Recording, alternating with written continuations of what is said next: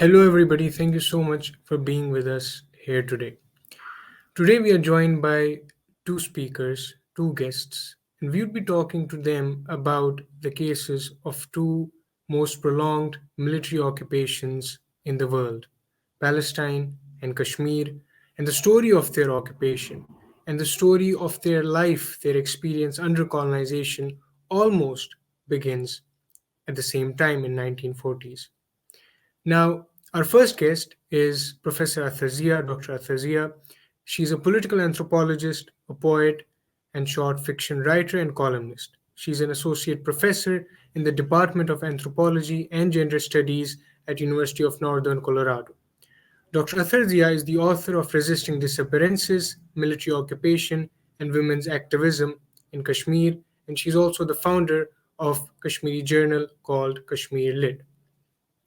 Our next speaker, or rather, our second speaker, is Professor Nahla Abdo. Professor Nahla Abdo is an Arab feminist activist and a professor of sociology at Carleton University, Ottawa, Canada. She is the author of the book called Captive Revolution: Palestinian Women's Anti-Colonial Struggle Within the Israeli Prison System. Now, I want to begin this conversation first by Professor Nahla Abdo. Now, we have all seen the recent images and the visuals that have come from Palestine, the violence of the occupation, the violence of colonization, the war crimes that are happening.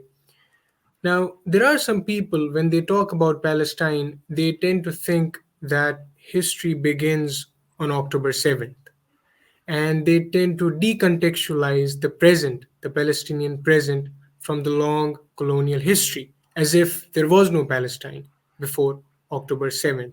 So, would you want to tell us about what's happening in Palestine right now and how we must, at all costs, avoid decontextualizing the Palestinian present from its long colonial history?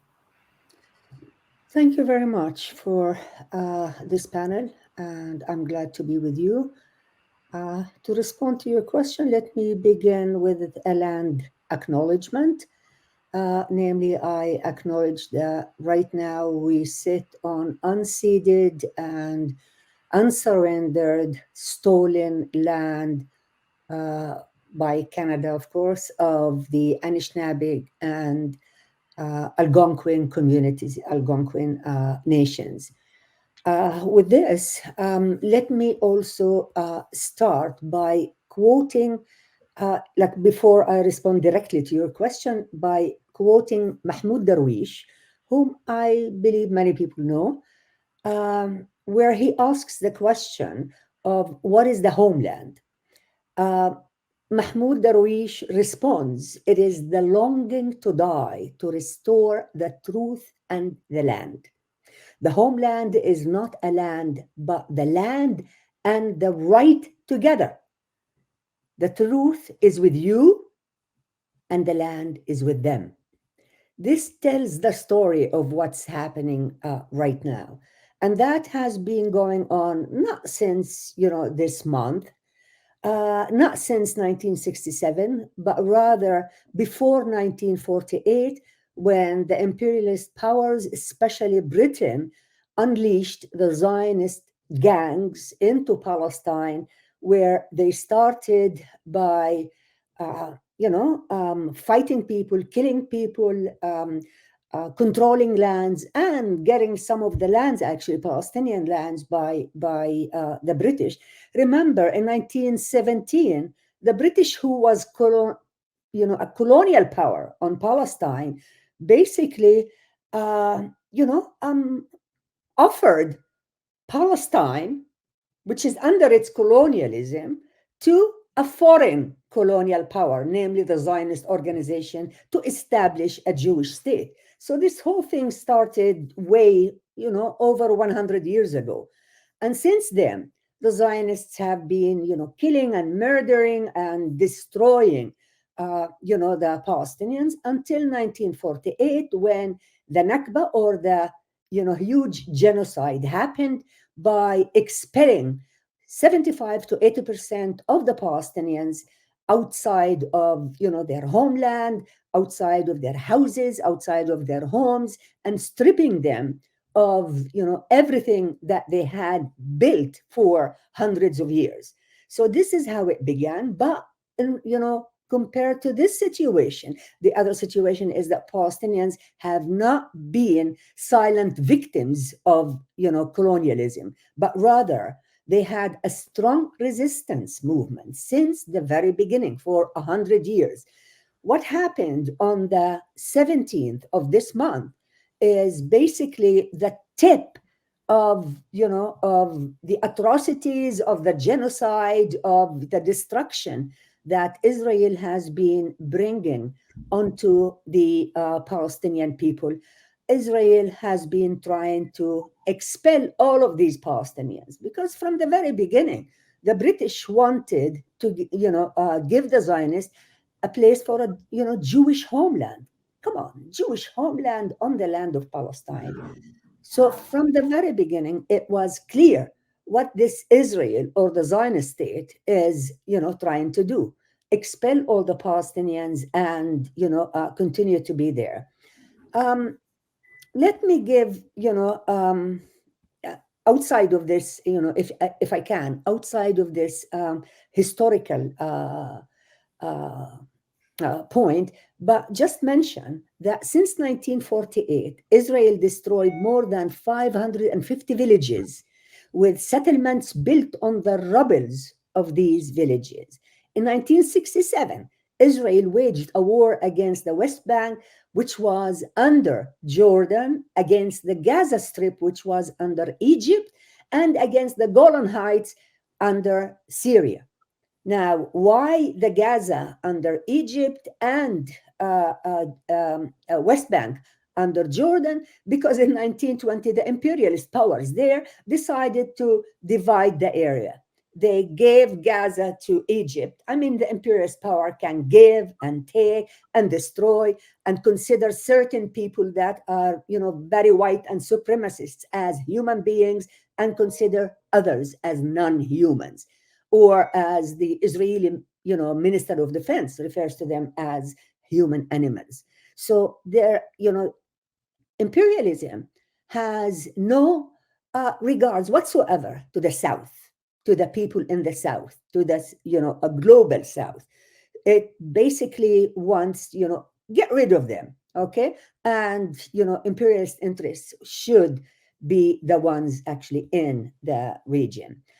For 17 years, Israel has placed Gaza under land, sea, and air siege. Think about it. Until, of course, the 17th, cutting off electricity. Now, it intensified it now by cutting off the electricity, the fuel, water, food, medical aid, just name it. Now, more devastation has been Israel's killing machine of innocent children in Gaza. Israel used the policy of carpet bombing, scorched earth bombing, and a war of extermination of the Palestinians from Gaza. It bombed homes of children. It bombs home on children's heads, on women and men, and killed over, until now, 5,500 people, including more than 1,800 children, with a reported of about 5,500 civilians still missing under the rubble. Okay? Israel bombed streets. It bombed 18 of the 22 bakeries in Gaza. Think about it. And coffee shops and markets. Israel's immoral bombing destroyed mosques and churches, including the Baptist Church, which contained a hospital. This church was used as a shelter for civilians fleeing Israeli genocide in northern Gaza, killing over 500 innocent civilians who were taking refuge there. Similarly, Israel bombed the Greek Orthodox St. Porphyrius Church, which is the fourth oldest church in the world. and look at what the world is saying or looking at or watching, if they're watching, killing hundreds of people taking refuge there as well. These churches, like the UNRWA centers, UNRWA is United Nations Refugee and Work Agency centers that have been there actually since 1948, and schools used as a refuge for Palestinians fleeing Israeli bombardment were also bombed. Why? You know, you can answer because Israel can, but I think there is another answer. My answer would be that since its inception, Israel has wanted to establish a purely Jewish state in Palestine, and the only way to do this is through genocide and exterminating the Palestinians. And this is what it is doing right now. Imperialism can succeed only by using force and violence, force and violence. We all remember the imperialist devastation of Iraq, Libya, Syria, Yeah, Beirut, and Yemen, among other countries. We should not be surprised about the pouring of military, political, and all other forms of support this heinous attack has generated by US imperialism and its foreign proteges. I would not even call them allies because I'm not sure what they are doing. Although the people are a different story, by the way. I'm talking about the regimes themselves. The US and its imperialist camp are there to save their strategic post in the Middle East. Biden declared earlier that if there were no Israel, we would have created Israel to keep our interests in the region. The British created Israel, and the Americans, with the Western allies, took over after the Second World War. They gave the state a blank check to continue its atrocities with gifts of billions of dollars of aid annually and substantial military aid, making Israel a nuclear power with the most potent military power in the region. All Professor Nan. this, Yeah, I'm finishing. All this is for Israel to stay on top of all the countries in the region, suppress the Palestinians, and keep the imperialist tool in the Middle East. I have more about imperialism because this is an imperialist war, but I'll stop here and say that Gaza is a very small place with a size of 40 by 12 kilometers and a population of about 2.2, 2.3 million people, making it the most populated area on earth. 8 Israeli wars and brutality in Gaza have been conducted since its colonial occupation, devastating everything in the region. Against their demonization, as I said, calling them terrorists, human animals, etc., Palestinians have been and continue to resist this Zionist settler colonialism. I'm finishing with one actually line by Mahmoud Darwish when he says, على هذه الأرض ما يستحق الحياة. On this land, there is what is worth living for. so Later, I might come back to what do we yeah, want. yeah, we'll definitely come back to you, Professor Nala, and thank you so much for your objective but also deeply profound things that you said, especially ending with Mahmoud Darwish. Now, Professor Ather, I want to come to you. Now, being a Kashmiri myself, and you are a Kashmiri, and we have grown up thinking of Palestine as a metaphor for us. Whenever Kashmiris have tried to make sense of their sufferings and their struggle, Palestine has been a metaphor, and its history goes back. We have had Kashmiris who have gone to prisons because they expressed solidarity with Palestine. Right now, we have many Kashmiris. If you go through their charge sheet, which is what the Indian state accuses them of, you will find their expression of solidarity with Palestine as one of the crimes that they have committed. And this goes back to 1960s and 70s. Kashmiris going to prisons and getting murdered for their solidarity with Palestine, despite being an occupied people themselves, with very little that they could do besides these small acts of protest. Now, you've written a very interesting and very profound article, which I believe the title is "Their Wound is Our Wound," and where you speak about the solidarity between Kashmir and Palestine, especially in its affective aspect. So, could you talk to us about, when you look at Palestine as a Kashmiri, what are some of the parallels that you could draw in terms of the struggle, in terms of the occupation? What does this parallel mean to you? Thank you so much, Ahmed, for inviting us both. And just as Professor Nahla talked about being on the stolen lands, I'm also sitting on the lands of Lakota, Cheyenne, and Duthe people here in Colorado. And the reason this is not just a performative aspect of acknowledging these lands, but I think as people from Kashmir and Palestine, we deeply realize that we are in someone else's nightmare.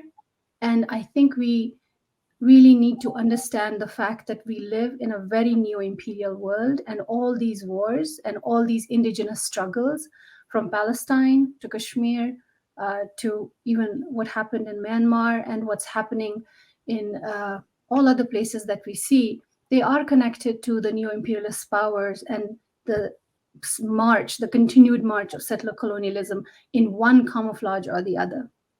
So, having said that, yeah, the paper that you were referring to was part of this special edition that has both Palestinians and Kashmiri scholars writing about similarities and differences in the struggle, which was co-edited with Professor Goldia Suri from University of Warwick. And I think we did the work in 2019, 2020, when the settler colonialism in Kashmir really became very brazen.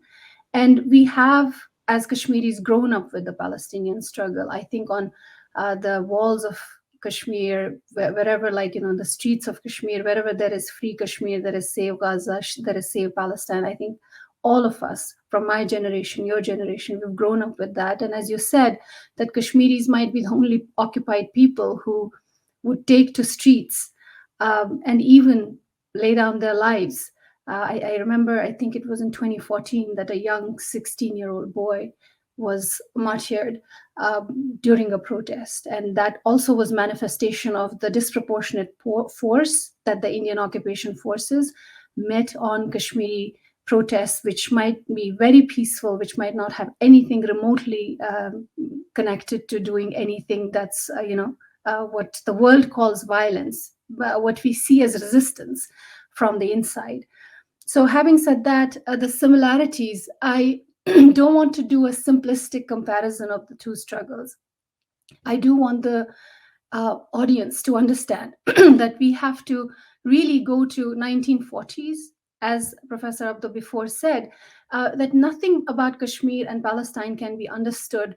A lot of people talk about Kashmir in terms of 2019, when the current Hindu supremacist government took away its quasi-autonomy, which was just a nominal autonomy, but its territorial sovereignty completely.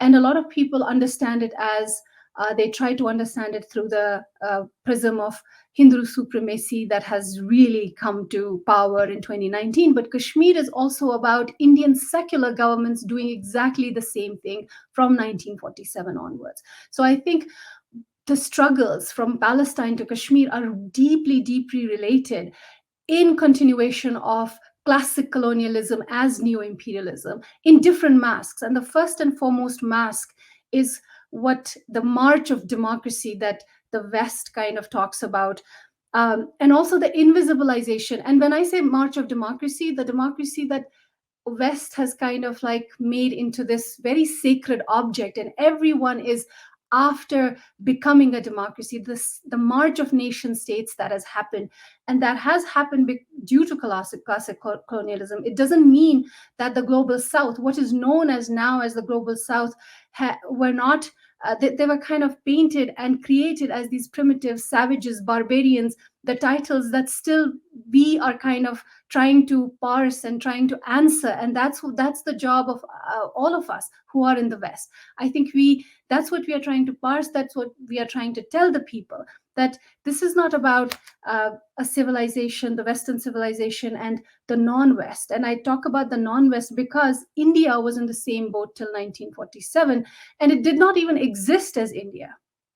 It became India, Pakistan, and other countries after 1947, when the ebbing classic colonialism decided that it's going to create these countries. And I know, I mean, there's a lot to parse out there, but simplistically, when we look at Kashmiri and Palestinian struggle, we kind of see the 1940s as very important, because that's when the nation states began in other parts of the world, and so in the subcontinent of South Asia.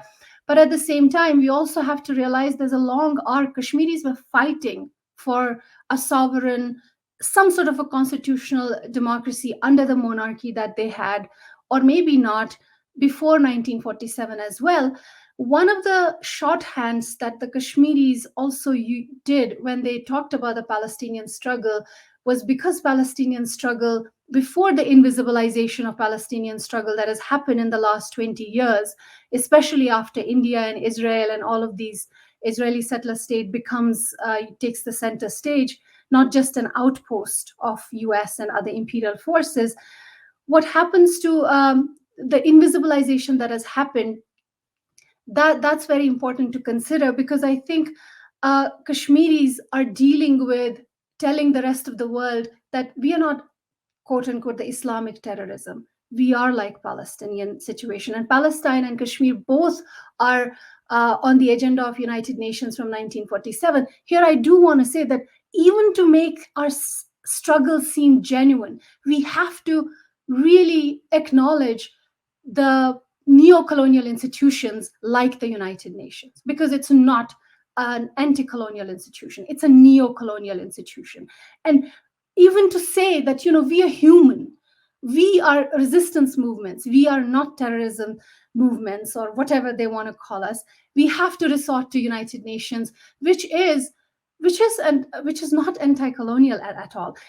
United Nations, we have to educate people in the fact what United Nations calls decolonization. Decolonization is not the way we understand decolonization. Decolonization means that the imperial forces will sit with their client politicians in different regions, and then they will create countries, nation states, which are going to act as neo-imperial, neoliberal, capitalistic societies fronted by this thing called democracy. And everyone is running to apologize to become democracies, without asking, democracy for whom?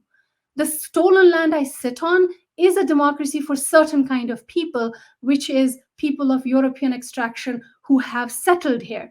But what about the indigenous nations? It's not a democracy for them. And same goes for the settler colonial state of Israel as an outpost of UK and US in the Middle East. It's a democracy for people of Jewish lineage, based under the Zionist ideology. But it's not a democracy for the Palestinians living inside the settler colony. It's not a democracy for people in Gaza. It's not a democracy for anyone else. So we have to question these things. We have to question what exactly we are doing when we are kind of like acknowledging that we are countries. We have to ask, like, do we, even in Kashmir? So the question about you had asked was about similarities. So similarities abound. Similarities are, as I said, we have an affective solidarity with each other. We have an acknowledgement of each other's struggles. And they are Muslim struggles as well. A lot of us would not say that they are Muslim struggles, because for the sake of kind of appearing secular. But I think that has been really blown out of the water after 2019, because Kashmir was really dealing with a very discrete diplomatic settler colonial state, settler colonial policy of India, where they were using secular ideology through their main, the ruling party, which was the Congress. In 2019, one of the Congress ministers, which is one of the oldest political party, which was founded by the British colonials, they said that we have done exactly the same thing to Kashmir from 1947. What the BJP, which is the current Hindu supremacist government, but we did it very discreetly. So we have to kind of understand the situation in both places is very historic, and there is invisibilization. Palestine faces invisibilization in so many ways. First, it's objectified into these, it has been objectified as West Bank, as Gaza, because we kind of like don't see it as the same piece of land that it was before 1947. So that invisibilization has also happened. So the current generations, the TikTok generation, the Instagram generation, the social media generation, they really don't know. They see Israel as the place, the Israeli settler state as a place where you go for birthright tours, where they are kind of like bombarded with a different kind of information, because there is invisibilization of the histories. And that has happened to Kashmir as well, because the entire world believes that India is a democracy. And when we think about democracy, see what the prototype of democracy is. The prototype of democracy is that you, and this has been recorded by a British documentary itself, that you go into a place, you annex it, and then you establish elections. And elections for the rest of the world means that there is democracy. And then everything goes quiet. And that happens to Kashmir in 1951. Yes. So we have to question the idea of how does settler colonialism work? It really works through this quote unquote democratization. Democracy for whom? Not for indigenous people. We do not see indigenous people settled under any democracy. It usually is a democracy for the settlers. And that has happened from the US to Palestine and to Kashmir. So if you kind of like want to look at the long arc of neo-colonialism that we are all living under, and that we as scholars are really contending with. We all are a part of a multi-layer of settler colonialism. I am also a settler here. And that is what I really call living in someone else's nightmare. And I think we're all trying to wake up, find a way through that. And that's how all of these struggles are really connected. These are struggles for indigenous people and indigenous rights. Thank you so much, Dr. Ather, for your response. Absolutely, I completely agree in that when you talk about Kashmir and when you talk about Palestine, usually it is this invisibilization of the native, of the person who was living there, the natives, the people who originally belonged to the land, that we see as the operating logic in many of these settler colonial dispensations. So we have heard from Professor Nahla, as in when you talk about the Zionist colonization of Palestine, the argument goes that this was just an empty land. We came, we civilized it, we filled it, there was nobody here before. And when you talk about Kashmir as well, it's oftentimes seen as this land that is essentially Hindu, that Muslims from the outside came and occupied. So, we got to return it to its original purity, so to speak. So you have similar logics at play. We will have to go on a break now. We'll come back and then we'll continue the conversation with Professor Nahla. Thank you.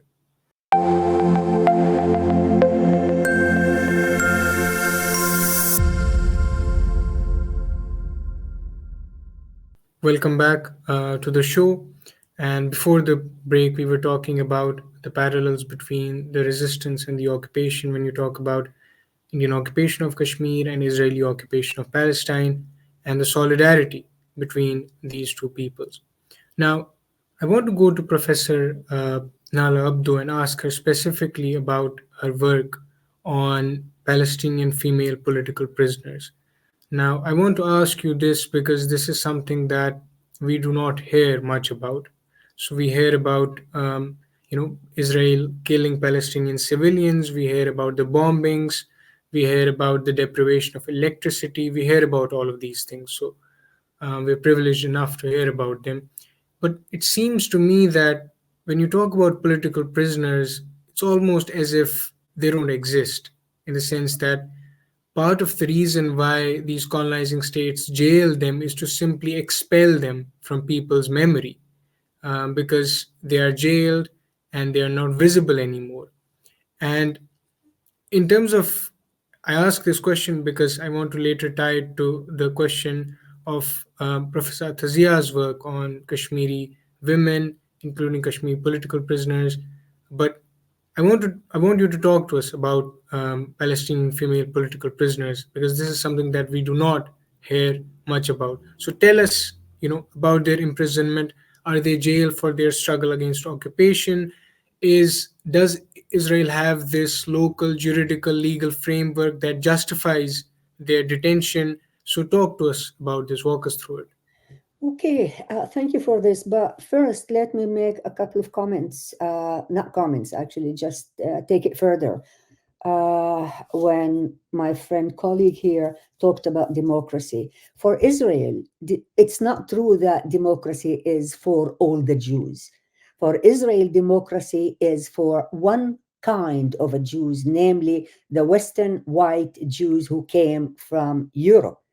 Arab Jews who came from Arab countries, from Algeria, from Tunisia, from Morocco, Iraq, even those who came from Iran and others, have never been treated like really as human beings since they're were brought into Israel. And please remember that in many cases of these Arab Jews, or as they are known in Israel as Mizrahi Jews, vis-a-vis the Ashkenazi Western Jews. These Arab Jews, by the way, many of them have been forced to leave their Arab lands and Arab culture and language and everything, and were forced by the Zionist organization to immigrate or to come as settlers to Palestine. I have several Jewish friends actually who talked about this. These are Mizrahi Jewish women who talked about when they were brought into Israel, they were basically prevented from using their language, could not even communicate with their grandmothers who do not speak the Hebrew language, the Israeli language, and were deprived of everything that they were used to culturally back in their, whether it is Iraq or other places. As for the UN, I just wanted to add another thing. Yes, the UN is, I'm not sure about neo-colonial, but I know that it is under total control of the US. There is no doubt about it whatsoever. It cannot, I mean, there were proposals from various countries right now for a ceasefire or for Israel to stop its, massacres. And, they were told or ordered not to respond to any of these. Now, even when they come out with any resolution, including the two-state solution, the peace talks, etc., Israel does not pay any heed to anything. Israel does what it wants to do in coordination with Western imperialism.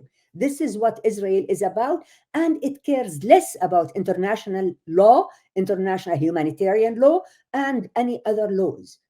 And this is why it has been allowed to commit genocide for many years without a single Israeli yet being taken to the ICC. And this is a shame on this world, a big shame. Uh, in terms of Palestinian women political prisoners, on which I wrote a book actually, I basically wanted to talk about what happens to women when they are involved in resisting occupation, colonialism, settler colonialism, imperialism, which is placed on their heads on a daily basis, So the women I interviewed were all political prisoners in the sense of, some of them, spoke against the colonialism of the state. Others were part of the military movement, okay, and resistance movement, and we know that very well, is sanctioned by the United Nations for people who are under occupation. This was, very clear in the case of South Africa. We know that. So these women were resisting, as I said, partly militarily and partly, through other forms.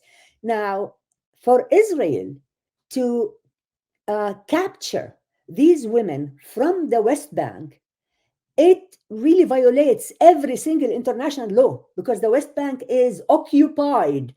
It is not, it's not Israel. It's not part of Israel. Yet Israel goes into the West Bank, okay, because it controls it, because it can, and it goes into the homes of these people, definitely after 12 midnight. Why? Because the area is still silent, and perhaps the neighbors are not going to see the troops that are going into the room, scaring of the kids, the children, everybody there, and grab, the woman they want and take her to prison. So to begin with, the very fact that they can go into an occupied land, literally steal people from there and put them in prison, okay, is illegal, is unheard of in other places. Maybe in the Kashmirian case, it might happen by the bloody Indian government, who is supporting Israel. I mean, has been supporting Israel Yeah. and having these military relationship between the two for quite some time now. So it could happen there. It could happen in other forms of occupation, colonialism, etc. So this is one part of it. Now, what is fascinating about this is the strength of the women who, after spending 10 years or more, actually, I met several women who were sentenced for uh, one was for one lifetime sentence plus 10 years. I never understood why plus 10 years. I mean, life center is life center. Another one was sentenced to two life centers plus 10 years. So, I mean, the rules that this colonial, settler colonial, imperialist country puts towards exterminating the Palestinians is just, unbelievable and unfathomable. We cannot fathom this kind of behavior, this kind of policy. Now, I'm sure many people who are doing similar fights are also using their will, they're using their conscience, they're using, I mean, these are people who want to defend their land. It is their land, it is their homeland, it is their homes and their children and their, families. So, of course, they want to defend it. And for these people, resistance is the only way to do it. And this is what these women were doing. Now, why they were doing? For once, for example, one of the women there cannot forget, 1948, and when her mother basically held her hand and escaped from Jaffa. Jaffa is, part of Palestine 48, and was kicked out into the West Bank. In 48, many Palestinians from 48 were like became, as I said, they exterminated around 75 to 80% of the Palestinians. So some went to the West Bank, some to Gaza, some to Lebanon and other neighboring countries.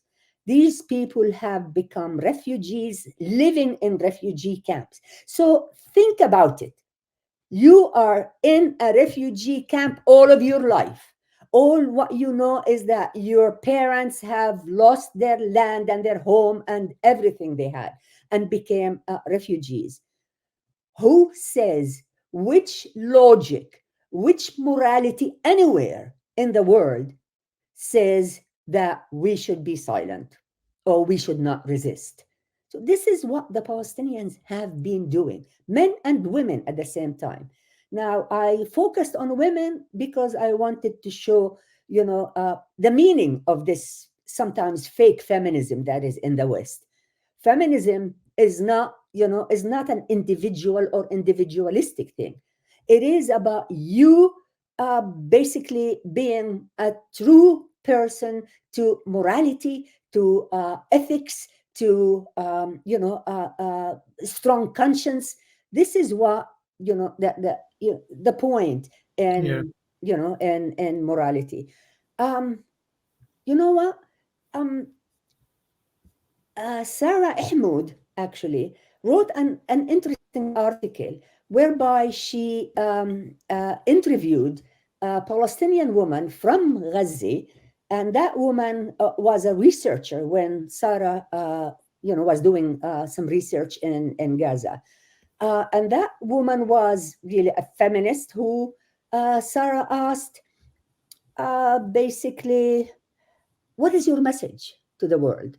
So the woman responded, my message to all women and feminists is just to keep posting about Palestine and the Palestinians and spread the truth. This is what's missing, the truth. The silencing is not on people and individuals only, it is about the truth. America is lying, fabricating. The West is lying, fabricating. Israel is lying and fabricating. They can do that and get away with it because there isn't enough resistance to the imperialist camp. So, once again, the truth is being Yeah. sacrificed here. Okay. So, this woman basically is asking that ask them to stop bombing our children, asking to stop destroying our lives. Bakeries, churches. No one, by the way, knows that Gaza has a church because for them, Gaza is a Muslim place, and these terrorists are Muslim. Palestinians are both Muslims and Christians, and before Israel was established, we had Jewish people living with us, and that is not well presented or defended or understood in the West. So once again, Yeah. Gaza has one of the oldest churches in the world, and it was destroyed. And the so-called Christian world is not moving an inch here. And by the world, once again, I mean states and governments. I Yeah. don't mean people. There is a lot of solidarity, as you were saying, guys, with the Palestinian people. But these are people. These are, people on the Yeah. ground. These are people who have conscience and, say their mind. So this is what, I can say. The only thing I would add is that women, political prisoners, who are literally abducted from their homes and brought into prison, have been tortured, attempted rape, and rape. In one case, you probably have seen something in the book or heard it. Um, a woman was, a father was ordered to rape his girl by inserting a stick into her from bottom up. This is how we are dealing with this fascist government. This is how we are dealing with this, Zionist atrocities that are going on for 100 years now. And therefore, resistance and resistance and resistance is the only means by Yeah. both women and men. Thank you so much, Professor Nahla, for your work on Palestinian female political prisoners, because we don't get to hear about them much. And as I said in the beginning, part of the reason why states jail these people is because they want them to be forgotten, because they don't want these people to be amongst their people. So thank you so much for shedding light on that. I want to come to Professor Ather, and recently, we have seen that India and Israel have grown extremely close. So, one of the interesting things that we saw on the internet in the past few weeks is that most of the misinformation uh, about the recent events in Palestine actually came from Indian media, in the sense that pro Israel coverage. And most of the propaganda came from India as well. And we saw, if you open any post, if you go through the comments, you have Palestinian stories of hospital being bombed, and you have Hindu right wing fascists actually cheering that and saying that this is what has to be done to these people. And what's interesting is that some were actually asking the BJP government to learn a thing or two, that this is how you have to deal with these people. So tell us about this alliance of the oppressors. We talked about the solidarity of the oppressed, but talk to us about the alliance of the oppressors. As I mean, we know in terms of both ideological convergence and also in terms of strategic and military convergence, India and Israel have learned from each other, not just one from the other, but from each other a lot. Would you talk to us about that? Well, this is a very big question. Okay. I thought I was muted. This is a very big question and can be answered in a number of ways, but I think the shortest answer is that India and Israeli settler colonial state in this current moment are very good friends, and they share a lot of military technological information with each other and have been doing that for quite some time. There is a miscommunication, or there's this invisibilization of the history that uh, the Israeli settler state shares with the Indian government.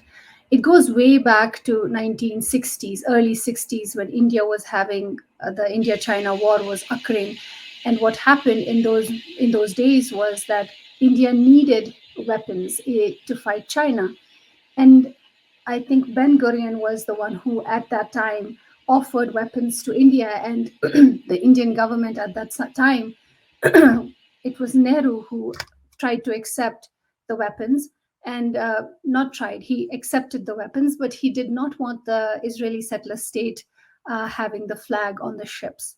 And but Ben Gurion at that time stood firm, and he said no, no flag, no weapons, which also we all kind of think that it was 1992 when the diplomatic relationship between India and Israeli settler states started, but that's not really true. It really goes way back to Jawaharlal Nehru himself, to the quote unquote the secular Congress, governments. So I think there has been a long alliance, which was done very covertly, very discreetly, because India was also portraying itself, which it was till 1947, as an anti-colonial, uh, sort of like acknowledging the anti-colonial struggle that it was having against the British rule, because that's what the Palestinians were also doing.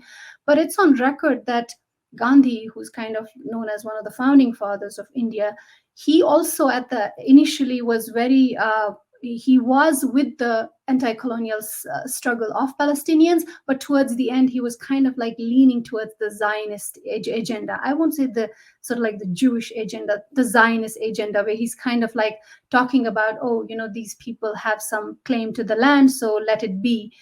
But it was done all very covertly, because India was still projecting itself. And the reason I say this is because India really has gotten away for the last 75 years as presenting itself as the leader of the non-aligned movement, as the anti-colonial, imperialism kind of state, which it was not. In its very heart, as Kashmiris we know, right from when it was created in 1947, it really had a Hindu supremacist heart. The only reason the way it was behaving at that time was because of the dominance of some people who knew how to be statesmen, and they kind of got away with it, and they wanted to be the leaders of the non-aligned movement, which they also founded. So they were kind of like influenced by a different motive in that time in history, but they were dealing with Kashmiris in exactly the same fashion that BJP is doing, the Hindu supremacist government is doing, very overtly. And they were also kind of diplomatic, because they wanted to be this democratic power in the South Asia, and they wanted to deal with those forces in the same manner. They knew the heart of UK, the British imperialism. They knew the heart of US imperialism right then. So they knew how to fashion themselves as sort of like this neo-nascent imperial force, which it has now become in the region. So the alliance and the cooperation was very covert, was done away from sort of like the quote unquote the liberal forces, and it was happening. And it came to fruition in 1992 when the diplomatic relationships between the settler state of Israel and India kind of established. And after that, we kind of see them out in the open. But I think that there is a dichotomy, that there is solidarity in amongst Indian people still that exists for Palestinians and the Palestinian struggle. But I also think that we have to have a nuanced look, but also start realizing, because we are indigenous solidarities that are growing, we really need to realize, like, when Indians are giving solidarity to Palestinians in the moment, they're in their own backyard, they have created exactly the same kind of occupation, which has the same sensorial and the same sort of like feel to it. When you go into Kashmir, a lot of journalists have said that it's almost like stepping into Gaza. It's almost like stepping into West Bank, because the occupation is so impervading every private nook and corner and the public streets. And the midnight knock that happens in Ramallah, that happens in Gaza, that happens in Kashmir as well. So there's the same traumas of occupation, be that on women, be that gender-based violence, be that violence on children, all kinds of maimings, the same pellet guns. I think in 2019, or before that, in 2016, when they were presenting a report on Kashmir, there was a picture that was presented to the United Nations congregation. I don't know what exactly the meeting was. Maybe it was the annual meeting in New York. They actually showed a picture of a child with pellet shotguns in their face as a Kashmiri child, but it was actually from Palestine. So that is kind of the technologies of torture that have been used on Kashmiris for the last 35 years, which is sort of like the Israeli settler state playbook. But then I would also think, like as you said, Ahmed, it's not as if one has learned from the other. I think both in their manner are imperial forces deep down, because India has really gotten away with the kind of Yeah. caste-based violence that it has imposed on its own people for the longest possible time. So on its own indigenous people, let's say.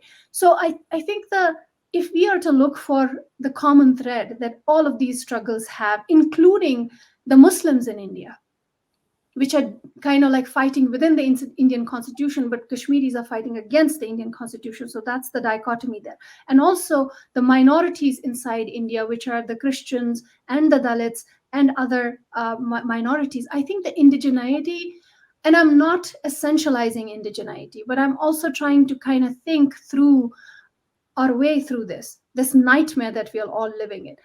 And as you talked about, Professor Nahla, you talked about the Mizrahi Jewish people. I think that also goes on to kind of like show us how much we are dealing with European supremacy all across.